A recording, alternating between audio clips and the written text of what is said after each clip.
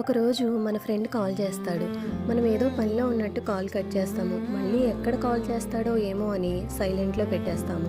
అలా ఆ రోజు నిద్రపోయే ముందు ఒక 3 గంటలు యూట్యూబ్ చూస్తాం, ఒక గంట ఇన్స్టా రీల్స్ చూస్తాం, ఇంకో గంట ఎవరేం గొడవ పడుతున్నారో అని కామెంట్స్ చెక్ చేసి పడుకుంటాం. కానీ ఎందుకు కాల్ చేశాడో అని తనతో మాట్లాడాలని మాత్రం అనుకోము. ఎందుకంటే మనకు అంత టైం లేదు. నిజానికి అక్కడ టైం లేదు అనేది నిజం కాదు, అక్కడ నీ ప్రయారిటీ అనేది చేంజ్ అయ్యింది అన్నది నిజం. మనకు ఇష్టమైన దానికి టైం ఎంతైనా కేటాయిస్తాము, టైం పాస్ చేస్తాము, కానీ మిగిలిన వాటికి మాత్రం టైం లేదు అనే ఒక అబద్ధం చెప్పేస్తాము. అలా ఏదో ఒక రోజు ఆ ఫ్రెండ్ మనకి కాల్ చేయడం ఆపేస్తాడు. వీడికి చాలా పొగరు బాగా ఎక్కువైంది, కాల్ చేయడానికి కూడా టైం లేదు అని ముందులా లేడు అన్నట్టు తిట్టుకుంటాం.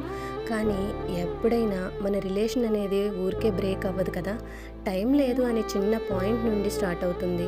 మనం ఫోన్ ఛార్జింగ్ అయిపోతుంది అని తెలిస్తేనే ఛార్జింగ్ కోసం పరుగులు పెడతాం కదా.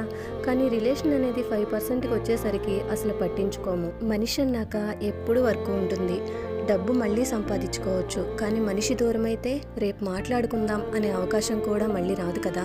ఒకసారి మన లైఫ్ చివరి డేస్ చూసుకుంటే అప్పుడు మనకు కనిపించేది బ్యాంక్ బ్యాలెన్స్ కాదు, మనం చేసిన వర్క్ కూడా కాదు, మనతో నవ్విన వాళ్ళు, మన కోసం ఎదురు చూసిన వాళ్ళు మాత్రమే.